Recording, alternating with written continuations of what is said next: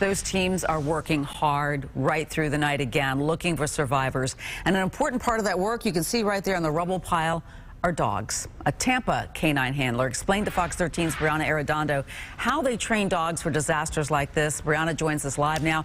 It sounds like they actually did some of that training today at Tampa Fire Rescue.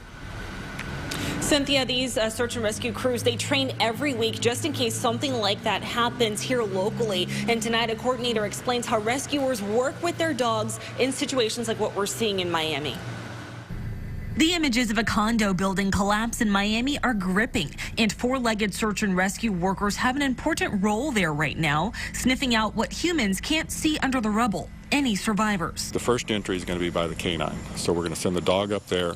If the dog alerts, the dog's going to give us an active bark alert. So the dog has to be able to work out of our sight and independently from us. Tampa Fire Rescue's Lieutenant Brian Smithey has decades of experience working search and rescue. His own partner on missions is 5-year-old K-9 Patron. He smells for people who are still alive. I know what he's thinking before he does it. He knows what I'm thinking before I do it. So it is a unique relationship. Smithy says once a K-9 finds someone, getting them out safely is the key. We're going to know where the dog barked, and we're going to come back up to that area with our cameras and listening devices and really hone in, okay, how deep are they, where are they at? Up.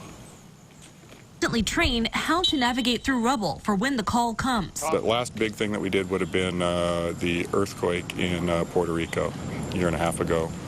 And we were down there for about 10 days or so. Wherever they're needed, Smithey says rescuers prepare to do everything they can to get people out. This aspect of it, we stay focused with our job, our task at hand, and it's just, this is what we all sign up for. We don't wish anything bad on communities or people or that, but when it does happen, we want to be there to be able to help.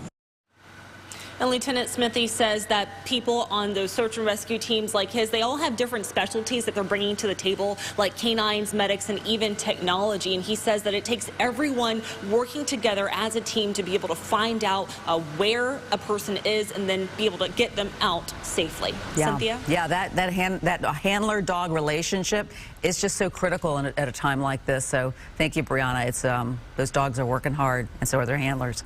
Stay with Fox 13, of course, on air and online. We will continue to follow the rescue and recovery efforts in South Florida, and of course bring you any breaking news as it comes into the newsroom, including right during our newscast now. Yeah.